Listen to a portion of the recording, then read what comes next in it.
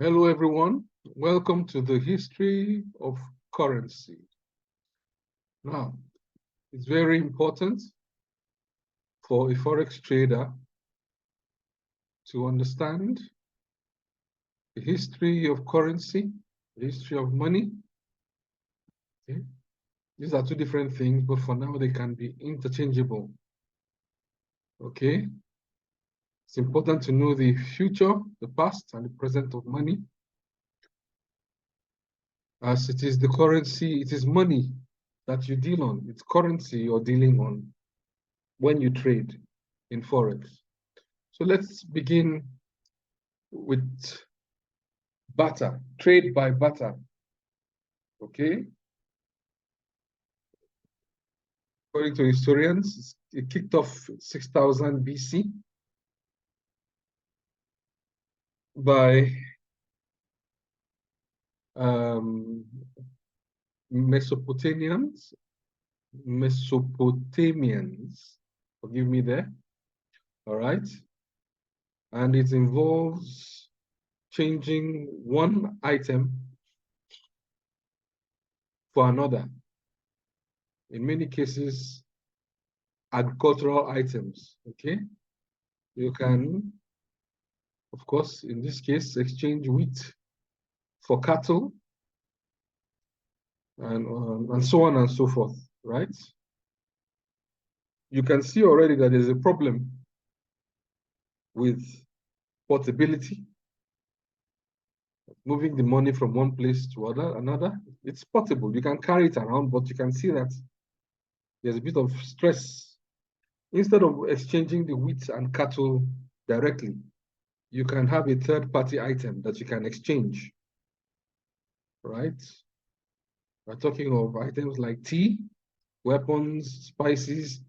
These were very expensive back then, so much so that Roman soldiers at one point used to be paid in salt.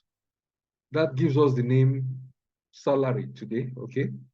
So that's where the word salary comes from, salt money, right? So these third-party items are used as a form of exchange. They were the early sort of money back then, okay? So there are a slight improvement from the trade by barter. So we move on to the 2079 BC, a new form of trading, a new form of transaction called the shekel system, right? We're still using the same spices and so on and so forth, and precious items as well. Same spares and metals and so on and so forth. But the Babylonians provided a system of weights called the shekel system. So you want to buy a horse, the horse is, let's say, XYZ, let's say 50 shekels of, let's say, spices, frankincense, 50 shekels of frankincense. So there's a weight. These are the shekels, these are the denominations. Put on one side of the scale, your precious spice is on the other side of the scale, and it has to balance. They both have to balance. When they balance, then the one who wants the horse can get his horse, and now the one who sells the horse can get the horse, the value of the horse in spices. Okay, so that's essentially what the shekel system is. All right, so of course, again, you see that because of the issue, clearly so, of carrying around big amounts of spices and metals by 1100 BC, the early Chinese began to use what we today know as standard currencies. They introduced coins. It never came like this. You know, there were other precursors to the round coin. There were things like shapes of knives, little statues, and things like that. Okay, this is an example. But eventually, I'm sure someone found out that it's better the money came in coins, and the first monies had holes in the beginning. Obviously, most likely they were strong for better accounting and safekeeping. Okay, so this was introduced by the Chinese as time went on. 1100 BC, 1100 BC, as the Americans would say. Now, we've seen this before. This came before the coins. Okay, this is, I think, from a museum. It's an actual object of exchange. It was actual money. Okay, the first paper money came about the 7th century AD. Okay, to avoid having to carry thousands of strings of coins, you know, over long distances, merchants in the late Tang dynasty, 1900 CE, Saika started trading using receipts. Okay, these receipts could be obtained in special shops that had a charter to provide them. Okay, so that is your first instance of paper money. Okay, there were receipts probably for gold, I think.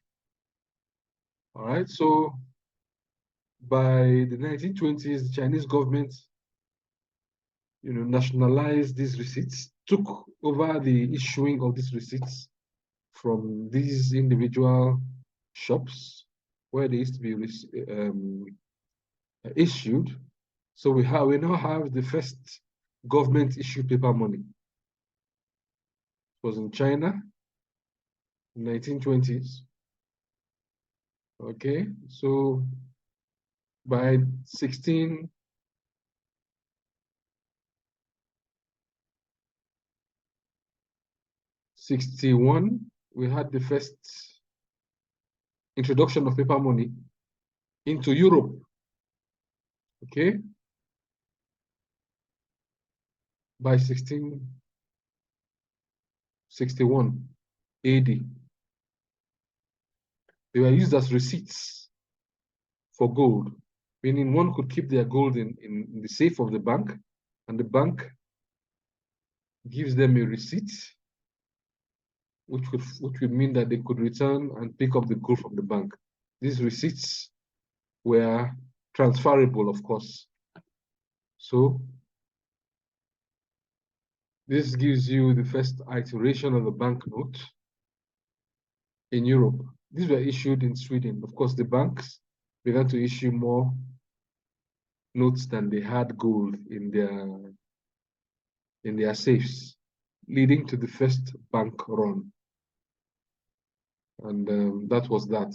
This, of course, you find that this story will repeat itself again and again in one way or another over history.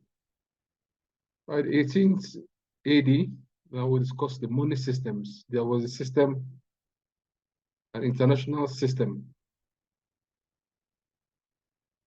of money exchange, referred to as the gold standard.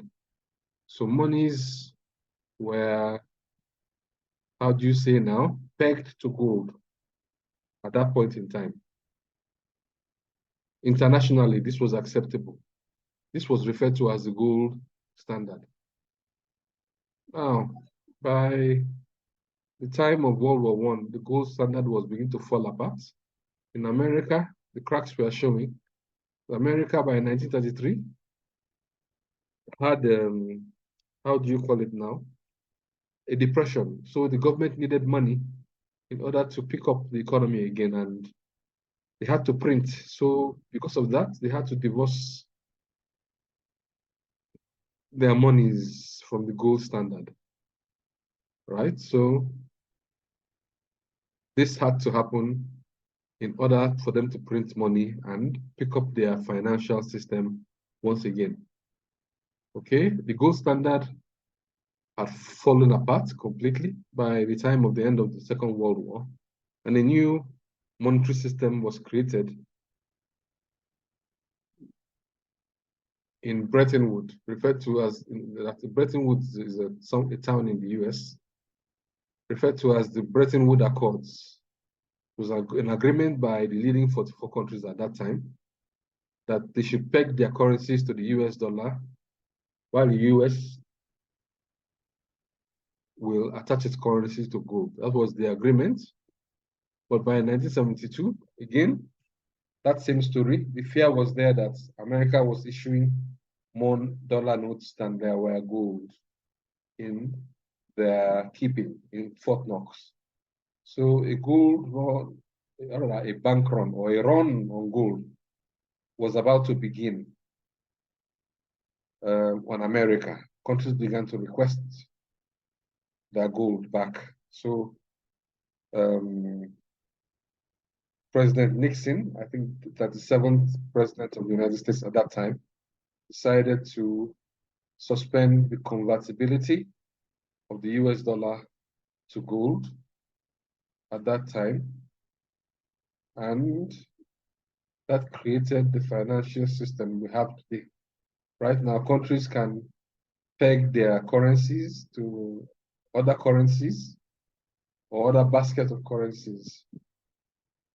So this gave rise to the forex market as we see it today.